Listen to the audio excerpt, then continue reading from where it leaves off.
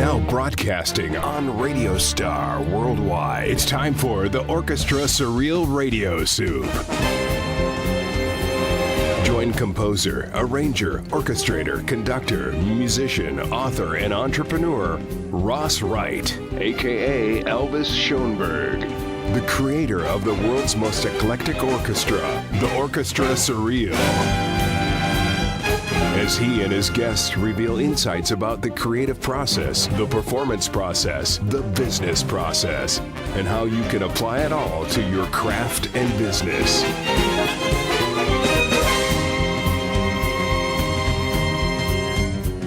And now, here's your host, Ross Wright. Welcome to the Orchestre Surreal Radio Soup. I am Angela Carole Brown, your interim host for today's show. And the reason that is so is because the radio show's host, Ross Wright, a.k.a. Elvis Schoenberg, is actually going to be our guest today. We've been doing this show for quite a few months now and interviewing some of the most interesting people I think I've ever met.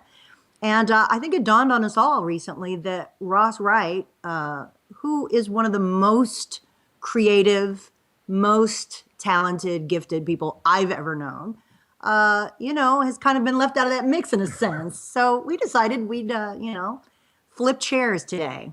So with us in-house is a composer, novelist, orchestrator, conductor, bass player extraordinaire, Ross Wright. Well, one thing I should say about you. Uh-oh. Here we go. You're a much better host than I am. Oh, please. already. And also, I'm very frustrated this morning.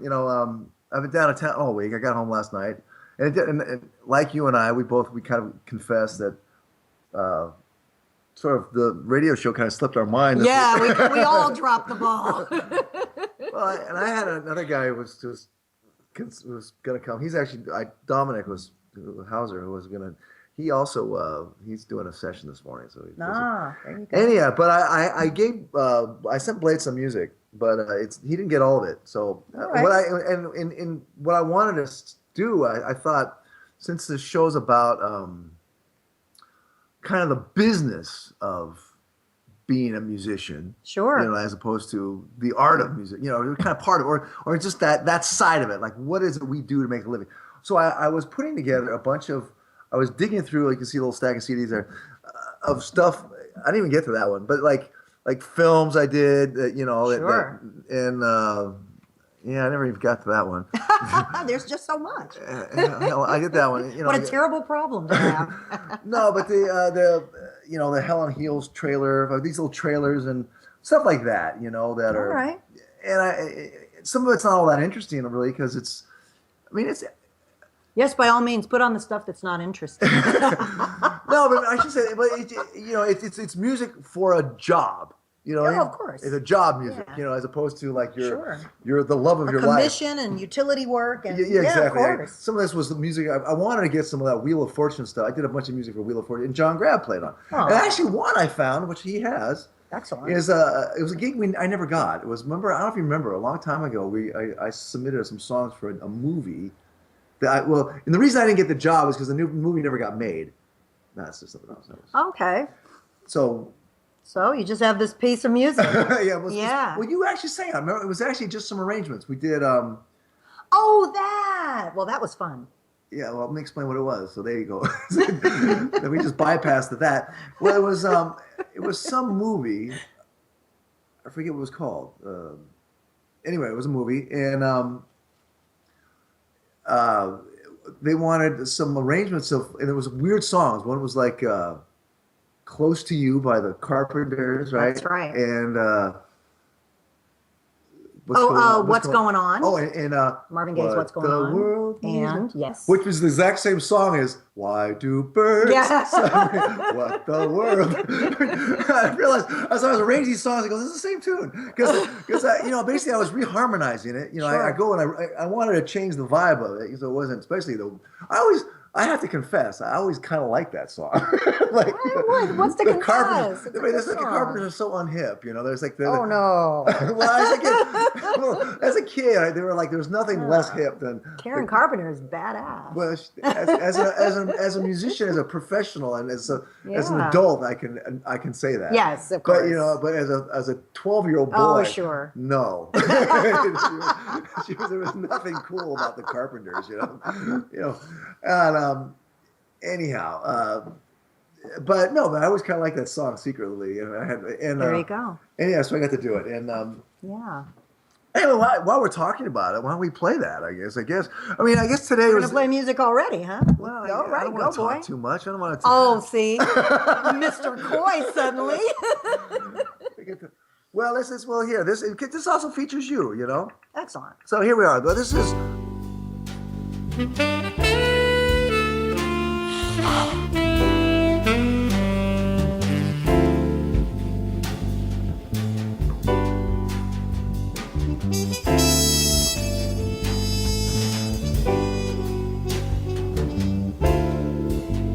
Why do birds suddenly appear every time you are near?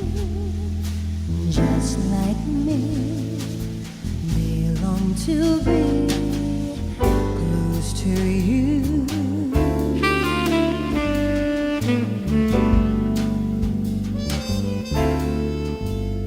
Why do stars fall down from the sky every time you walk by? Just like me, they long to be close to you.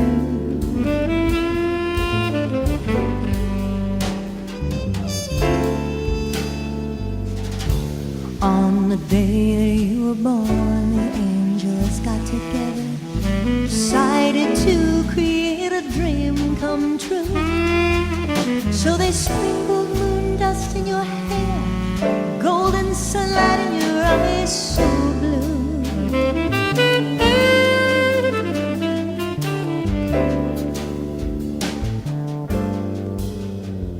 That is why all the girls in town follow you all around. Just like me, they long to be close to you.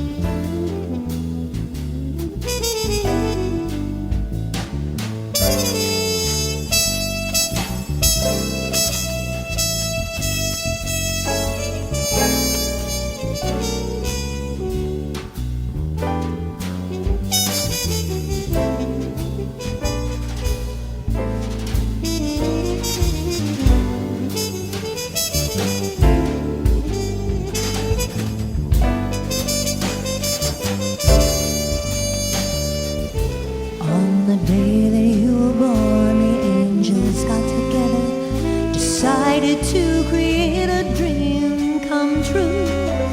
So they sprinkled moon dust in your hair, golden sunlight in your eyes so blue.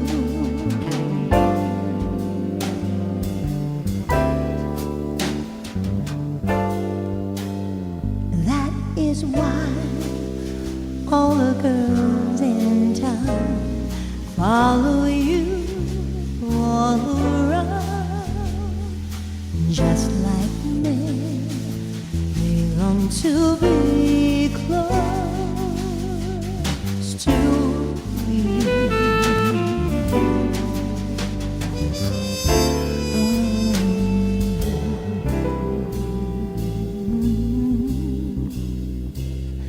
Close to you.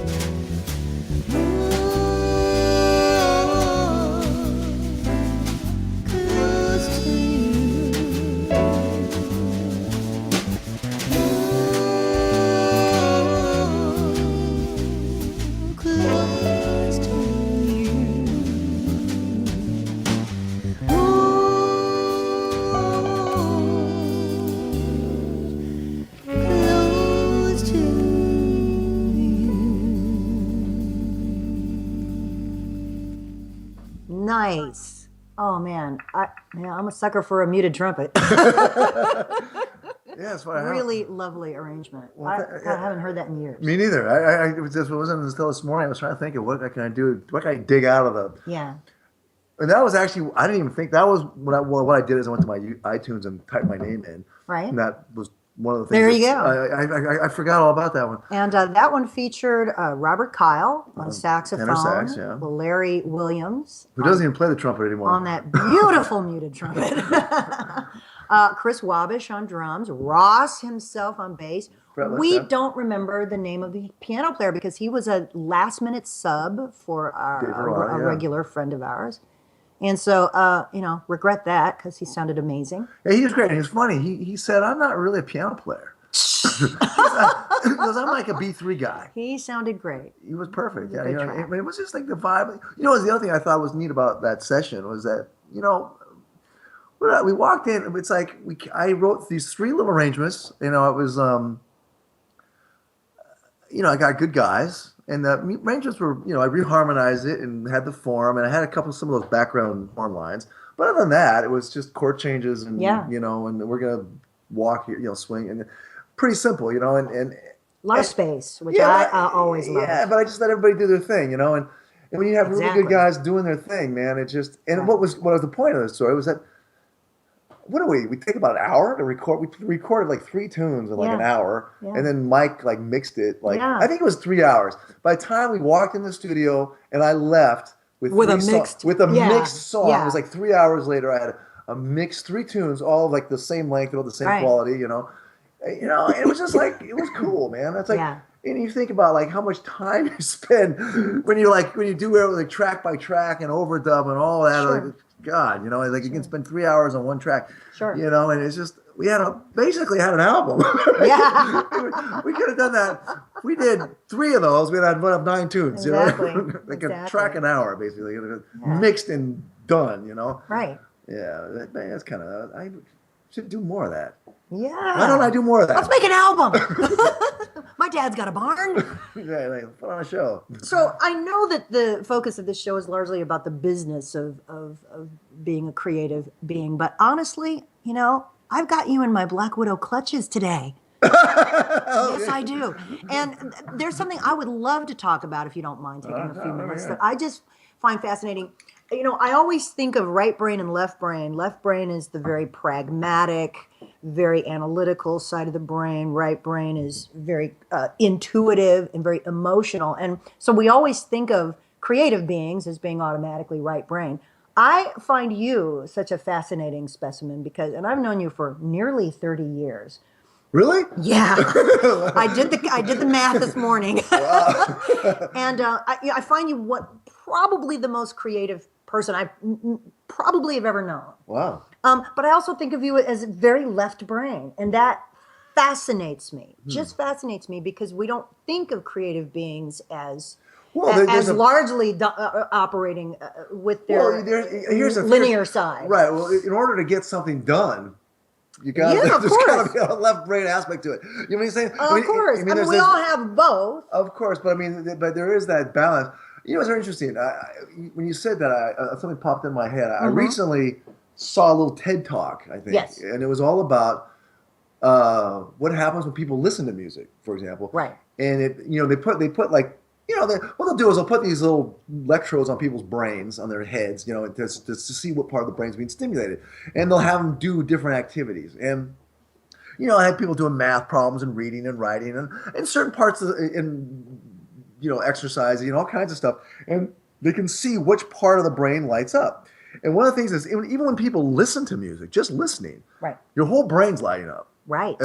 And then when people play music, oh my God, they went, holy shit. Right. Your brain is getting like a full-on workout. I mean, it's like way more than, and I always thought that. There's all kinds of studies that say that kids who study music, who learn to play instruments, are smarter. Sure. Because and part of it is you're working out your cognitive skills, your physical skills, your intuitive skills, your emotional skills, and those things are all being tied together. Right. And there's not a lot of activities, normal activities that do all that, right, that consistently, and so Yeah, when you can have a healthy integration of the two, I mean, that's when you're most dynamic.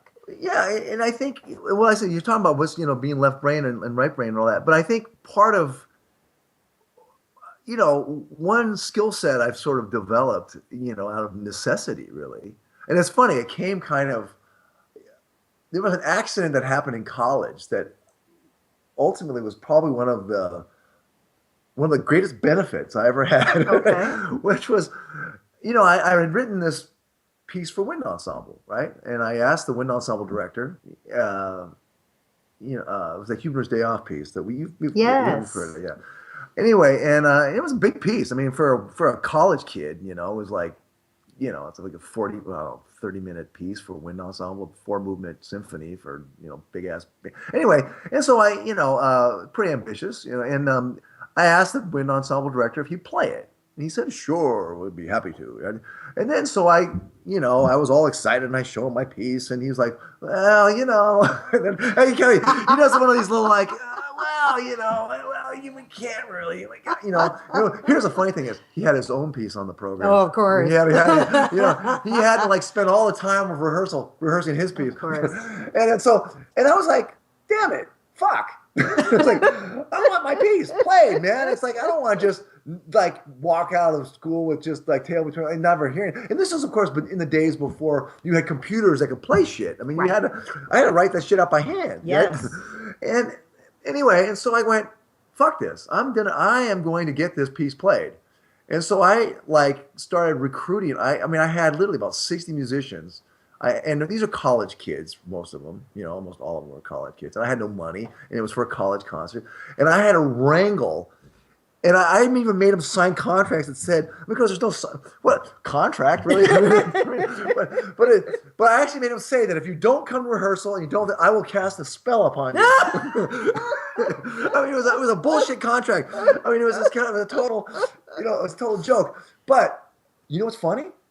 There's a couple people I felt a little uncomfortable signing the contracts with. Sure. Because they were like kind of like the big shots in the school. The yo-cats. Kind of the yo-cats of my college, yeah.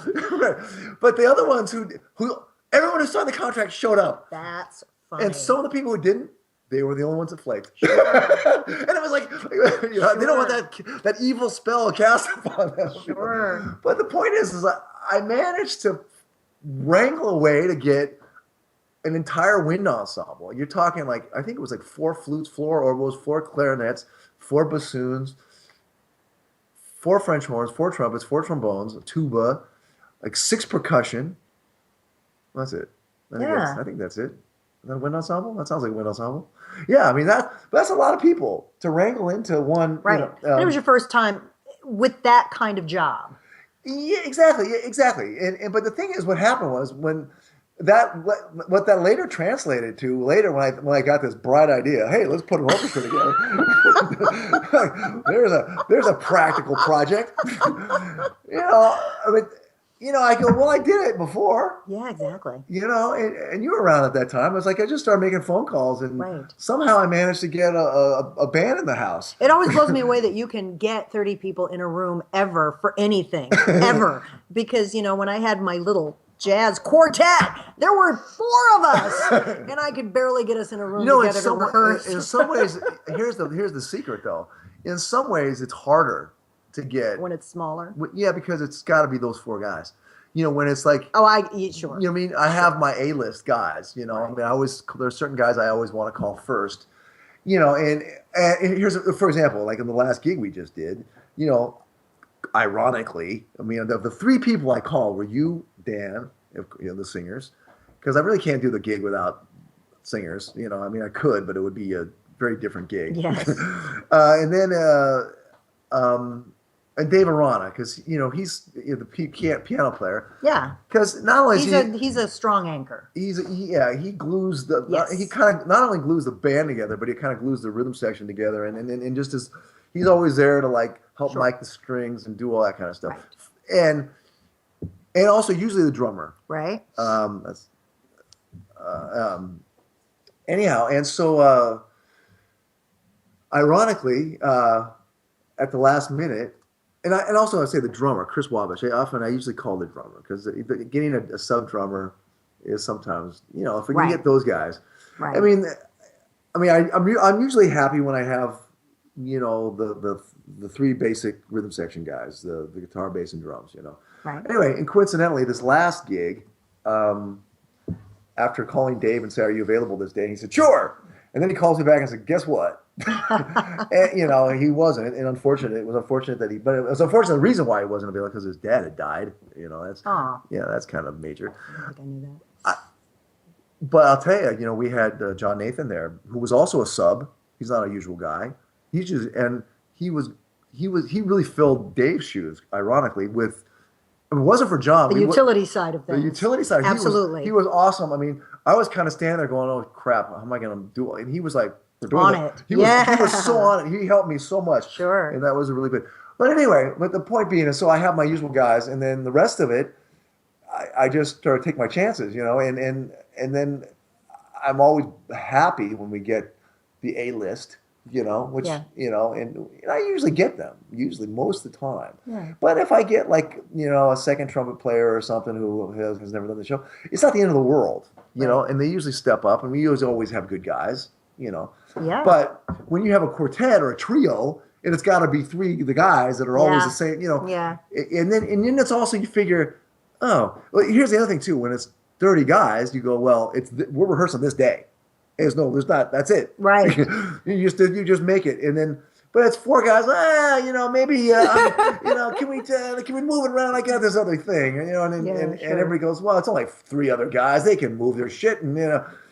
Anyway, and so there's a different attitude completely, and in a weird way, it's almost easier. Right. Okay. I'll tell you, as an orchestrator, people don't get this too. It's easier to write for a bigger ensemble than a small. Really? Yeah. Please explain that one. Well, here's the thing. Like if you're writing for orchestra, for example, and you've got like 3 of each woodwind, 3 flutes, 3 oboes, 3 clarinets, 3 bassoons, 4 French horns, 3 trumpets, 3 trombones, something like. Let's say that's your, you know, and then you got percussion and strings and harp and all that. But the thing is, if you have 3 of every woodwind, you already have like if you want to write anything in octaves or you're covered. If you want to write triads, you got all each color can be its own harmony. Right. Right. Sure. I mean, and in a weird way, it's easier to blend because you've got all these things. You can dovetail them, which is like, you know, kind of stack them on top of, like, kind of in between each other and fill in all there's like no holes. Right. And when you have that sonically, it's like this really smooth quilted thing, like quilted whatever you quilt, you know. Sure. Like a macrame, like a solid line. Yeah. Whereas sure. when you only have one, let's say you have like a funny ensemble, like you have like a flute and a clarinet and a bassoon or something, you know, then you have less choices. Each part has to really be doing something. Right. When you have a lot of parts, they can all you don't hear a lot of They all kind of hide behind each other a little bit. Oh, no, a lot. Not just a little bit. Exactly. No, you can write, you know, your voice leading doesn't always have to be great, you know, and it hides it, you know, you can hide it behind the vastness of the giantness. I mean, a great example of a classical piece, for example, that's really, what I would say, a pretty mediocre piece from a writing perspective, but still sounds good. I mean, I like it. It's a great piece. It's Carmina Burana. I knew you were going to say Carmina Burana. Because why it's the only reason it's great is because it is great. Is because it's so big. It's just gigantic. I mean, it's majestic. It's gigantic. It has a gigantic orchestra. You know, you put that in, but I mean, it's, you know, you kind of, the actual writing, especially like the first, you got the big opener that everybody knows, and then you got this first movement. I mean, the melody. That's it, man. That's the whole song. See, that's a classic example of when I talk about the analytical versus the intuitive. It's like analytically, you can break down why it's so simplistic, maybe is the one word. chord is D minor for the entire song. But from an intuitive standpoint, I mean, who do you know that hears that piece and it doesn't raise the hairs on their arm? Sure, no, you know? I know what you mean. No, yeah, that's fascinating to me. Okay, well, but yeah, the reason I think the reason it kind of kicks ass is, I think it's just because of its giant is. I mean, Sure. I played that piece. I was lucky enough to play in the Ventura Symphony one time, and being I'm not like your normal classical bass player guy. I was just right out of college, so I was playing in a college orchestra, and I'd been doing a lot of. It's just kind of in that circuit where I was playing in church orchestras and playing upright. It was still bowing a lot. I mean, I haven't done those gigs in forever. Yeah. But anyway, so I got to do Carmina Burana with the Ventura Symphony, and I was like number 10 bass, out of like 12 of us.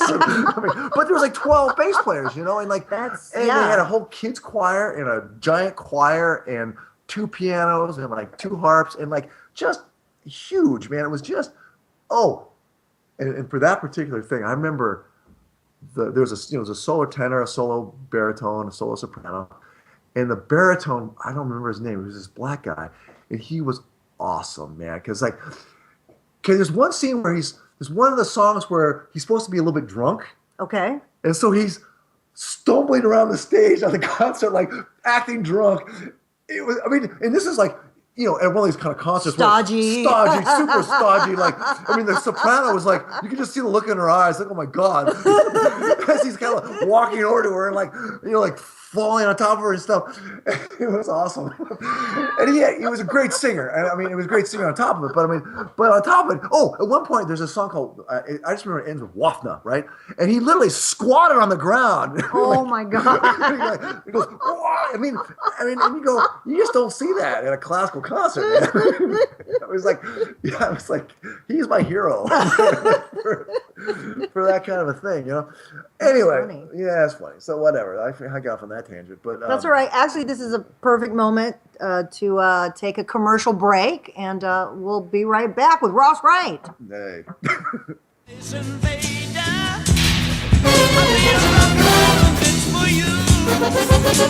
We'll be back to the Orchestre Surreal Radio Soup right after these.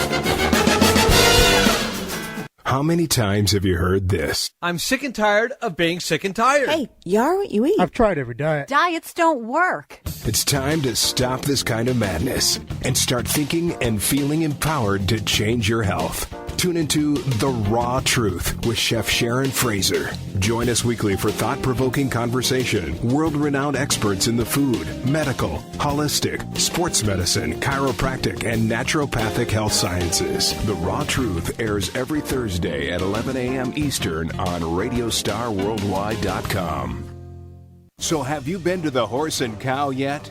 The Horse and Cow is a bar that caters to the submariner fleets and has been doing it for over 60 years. They've been in San Diego, San Francisco, Bremerton, and Guam. Today, they are famous for their burgers and hot wings and their signature drink, Nuke Waste. On their show, they talk with the brewing houses and distillers, liquor distributors, and patrons of the Horse and Cow. Yes, the Horse and Cow has a reputation for being an off-the-hook bar for submariners. But everyone is welcome, so pull up a chair and join the fun. And if you can't make it to the Horse and Cow Live, listen every Thursday at 8 p.m. Eastern right here on Radio Star Worldwide. It's happy hour at the Horse and Cow.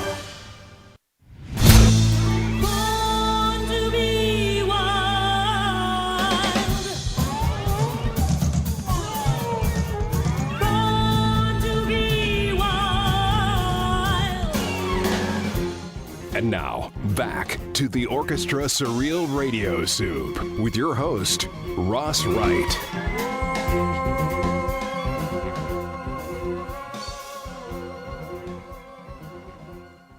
Welcome back. Again, I'm Angela Carole Brown, and I am the interim host today on the Orchestra Surreal Radio Soup, and we're here with Ross Wright, who is actually the host of this show, but today we're talking to him about his life as a creative sort. Briefly, I dipped my baby toe one single time in my life into the area of orchestration, and it was with my piece Sleepwalk, and that was for like 5 very sparsely written instruments, and I found that to be the hardest thing I have ever done in my life. So I mean, as much as you keep saying that orchestrating bigger than smaller is probably easier, I'm still blown away. What you're you have more balls to to juggle when you have more things. That's true, but for certain. But in some ways, it's easier to get a more consistent sound because you've got more. It's just like more colors in the toolbox. You got more. You can fill in all the gaps, and you can write. Like I said, each color can have its own harmony. It's easier. Like when you write, right? I mean, there's a reason why, for example, big bands have 4 trumpets and 4 trombones and 5 saxes. I mean, you can go bap with a trumpet and you get a big 7th chord or a 9th chord, or you can have a 4-part harmony, like bang right there. And the trombones can always be playing 4-part harmonies. Sure. And that's a pretty thick sound. And you have, let's say, you got 4 notes in the trombones and then 4 different notes in the sax, in the trumpets, and that's a hell of a chord. Right. And that's why jazz sounds the way it does too. You have a lot of upper extension harmony because you can. Right. I mean, one of the reasons why a romantic harmony is what it is, kind of. I mean, the early, the romantic orchestra typically had 3 woodwinds and 3 brass because they were thinking triads. Right. And the music mostly triadic. You have 7th chords and things, and all kinds of appoggiaturas, and a lot of the other would-be extension kind of notes tend to be melodic, but there's a reason for that, and anyhow, so yeah, when you have bigger forces, you can, in some ways, that's easier. It's harder to write, I think, for write a duet. Yeah. Write a solo piece, man. That's really hard. Because each part's got to be really its own thing and really good. Of course. That's why actually, like Bach wrote those unaccompanied cello suites or the partitas for violin. Those are, everybody. Every composer looks at those in kind of awe. Sure. Because it's like, wow. It was one cat writing one line, doing one thing. And the vocabulary that he was writing in is still, to this day, it's still right. a good sounding vocabulary. Absolutely. And that's just, yeah, that's not easy. That's some real insight. Yeah, sure. Anyway, So speaking of the business of, making a living at all of this, you have diversified quite a bit. You are hired as a bass player. Yes. You are hired as a conductor. Yes. You have been commissioned as a composer, commissioned as an arranger. So you've found a means to sort of spread yourself out so that if, one area of the business starts lacking, you sort of can take up some slack other ways, which I think is a really smart way to do. But can you talk a little bit about that? Okay. Well, yeah, well, here's the thing. I like doing all those things. Yeah. And that's one of the problems, perhaps, is that, but, there's a physical element of being a bass player, and that requires that you do it a lot. Right. Because, your chops aren't happy. Fortunately, I don't do, my chops are still okay. They're they're not, if I'm playing a lot, obviously they're better. But most gigs I do, the most gigs that pay money, you're only using about, in terms of 10% of your chops, Sure. Your actual athletic ability on your instrument, let's just say. But you still have to play good time, and you have to hear, and you have to be grooving, and that's even that is, if you're not playing a lot, you kind of walk in, you're feeling a little stiff, and you're not, right. You're just not in the flow of things. And so sometimes that makes me a little nervous. Sometimes, I just don't even do upright gigs anymore. I say that, and ironically, I just did one about a month or 2 ago. Was it with Arco or? Yeah, it was both actually. Yeah. Okay. No, it was that Houdini show. I did that Houdini show. Yes. Yeah, so yeah, I guess I do that.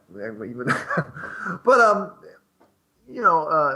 it's funny. I notice when I'm on gigs with guys who are there's a mindset of guys who are just players. Yeah. And I kind of feel a little out of I'm not really one of those guys. Sure.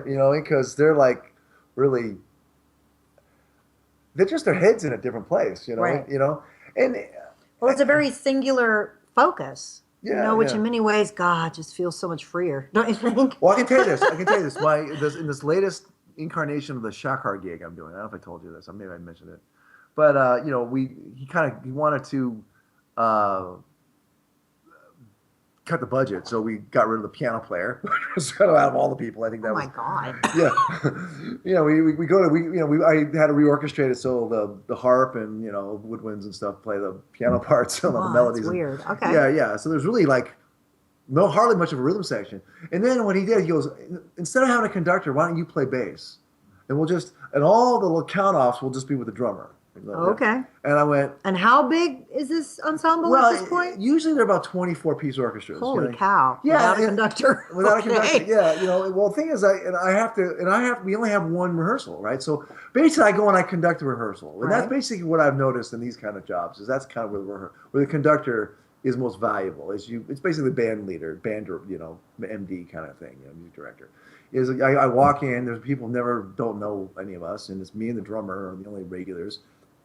And I have to get through, 2 hours of music and about usually a 2.5 hour rehearsal. Right. And I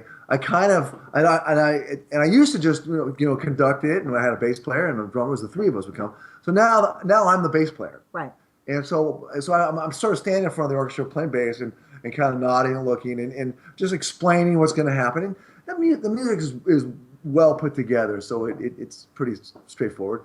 Once they kind of know, but there are like anything, there's little idiosyncrasies and stuff that have to be explained. And anyway, so do that, and then I go. Once we do the rehearsal, then I'm in my little bass corner doing my bass thing, and I can say this about the difference. This is the whole point of this rant, was that the difference between having to conduct, the stress levels of being the conductor, Right. even though I'm not making a single peep, right?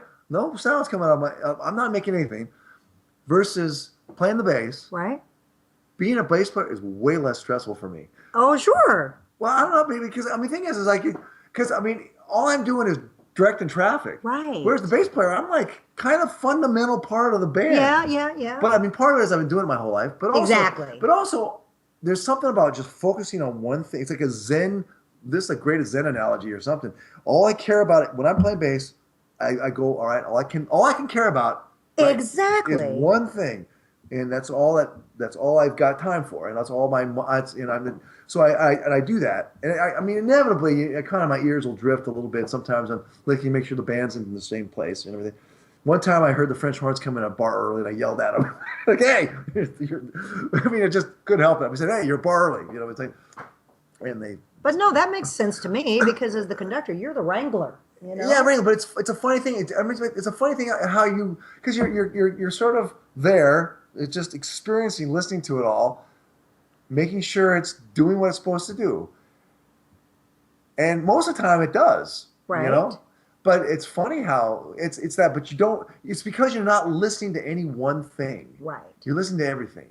Right. And I would be curious to how your brain reacts, and Sure. But it is a more stressful thing. And of course, if I screw something up, I screw everything up, right? Exactly. You're the whole band like, what? I see here. I'm reading here that you have your bass concerto on hand today. Oh, yeah. Can we listen to any? Yeah, sure. Which movement? This is the second movement, the one that you've conducted. Oh, I love this piece. I figured this is I love this movement. Yeah, this is the more mellow. This is the mellow, pretty. It's kind of better in context because you got the. Oh, there it is. Beautiful.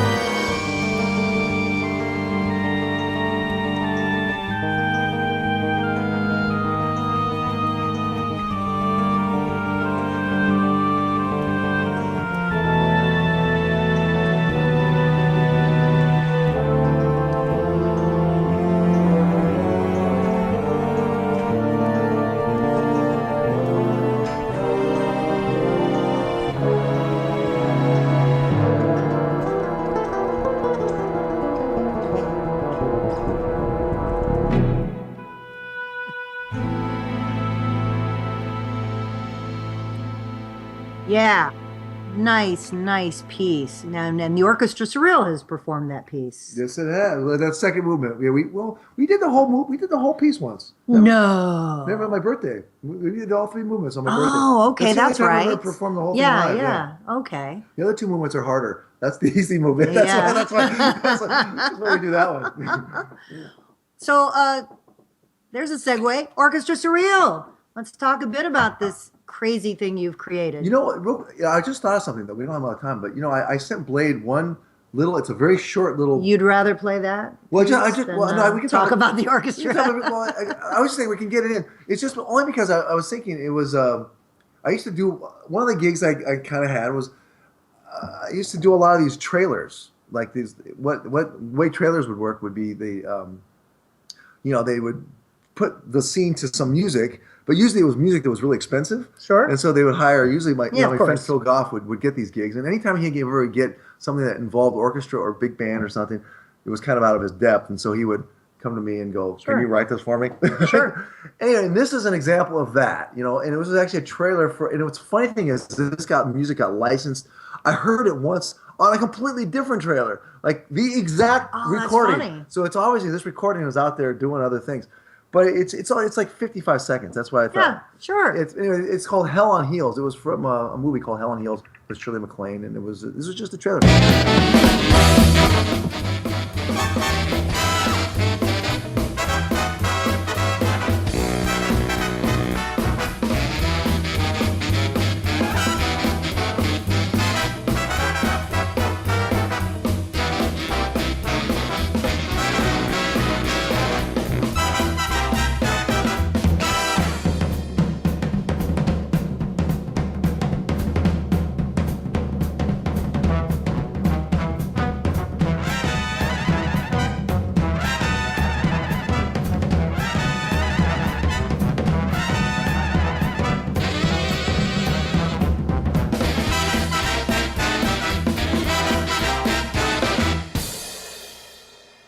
Oh, nice. Obviously, this was meant to emulate Sing, Sing, Sing.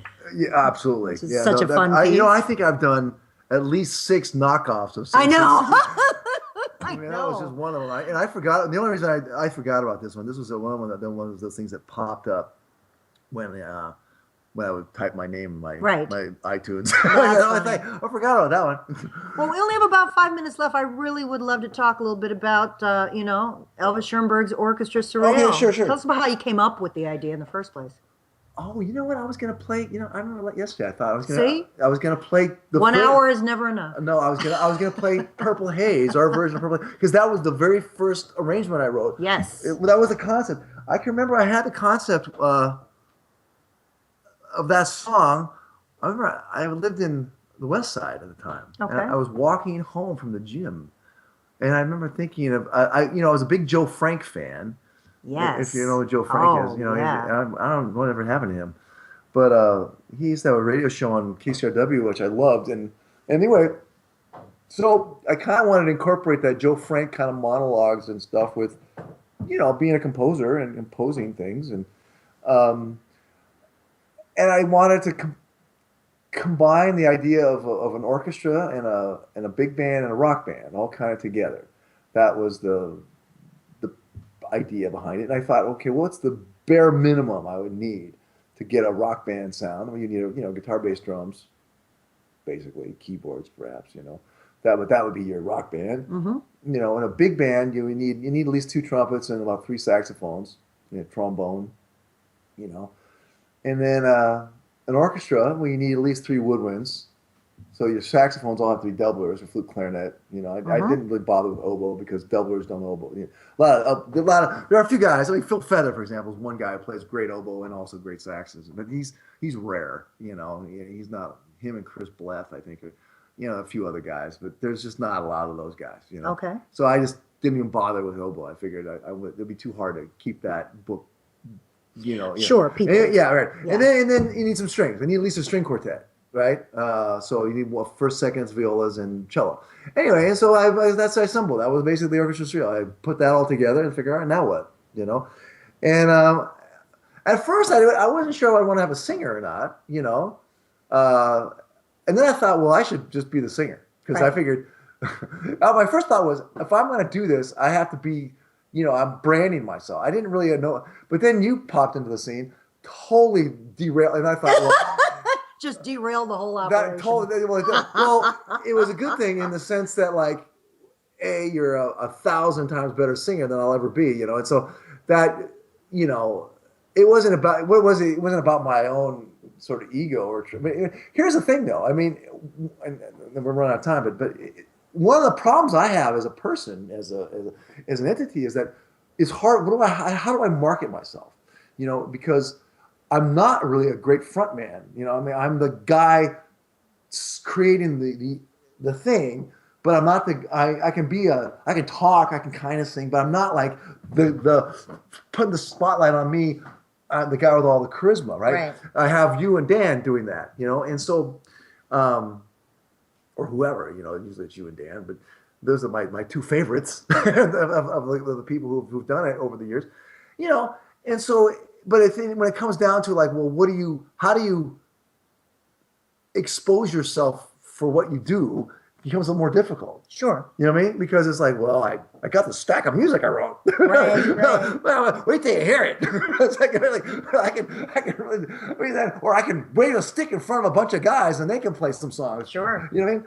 And so, in a weird way, it probably would have been smarter if I was more ego driven. It would have been smarter for me to go, fuck it. Even if my voice is half-assed, at least I had a product that's me, right? Sure. But I wasn't thinking that way. So that's one of the problems of caring about the quality of your work. Yeah. It's fun and finding what people. A concept. Right.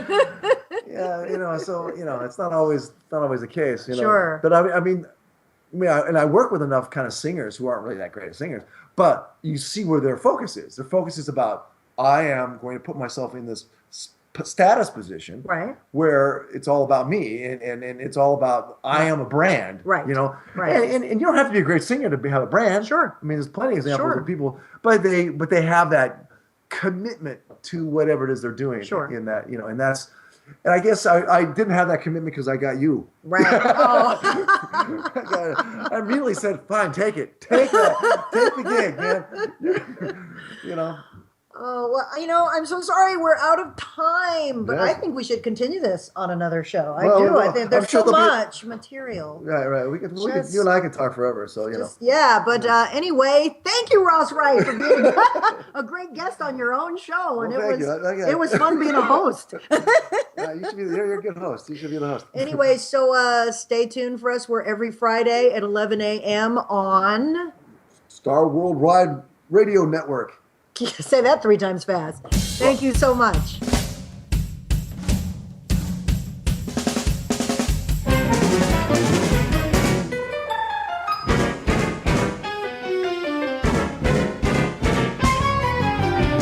Behind for the skeld, spy for the shore.